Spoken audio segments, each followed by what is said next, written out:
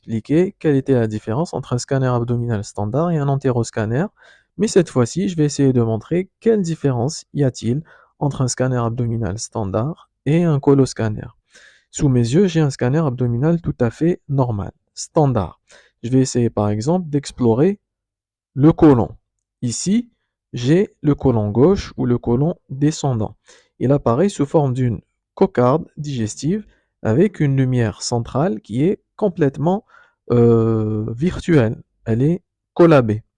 Donc, dans des situations pareilles, je peux rien dire, je peux rien, je, je ne peux me prononcer sur quoi que ce soit. Donc, si je peux facilement rater un processus, une inflammation ou une sténose. D'accord? Donc, pourquoi? Parce que je n'arrive pas à distinguer le contenant du contenu. Si je vais par exemple au côlon droit, dans cette situation, il est d'aspect complètement granité. Vous voyez ici mon côlon, plus précisément le cécum, qui est complètement granité. Pourquoi? Parce qu'il est plein de matière fécale. Et ces matières fécales aussi vont nous gêner dans l'interprétation de nos images, d'où l'intérêt d'une préparation préalable avant de réaliser un coloscanner. Maintenant, passons au coloscanner. C'est quoi? C'est un scanner tout à fait normal qui nécessite néanmoins une préparation préalable.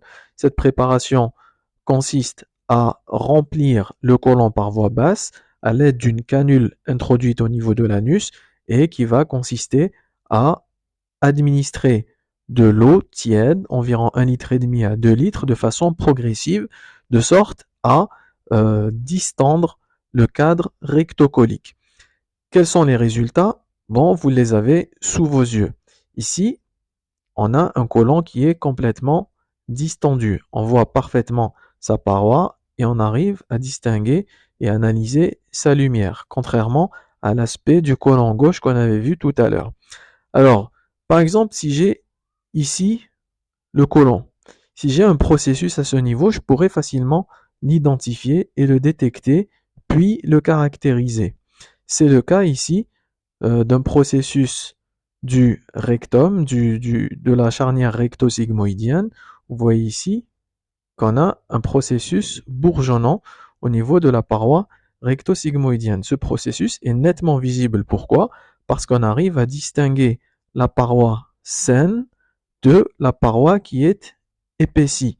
On arrive à distinguer la lumière entre les deux. Donc ça, c'est l'intérêt du coloscanner.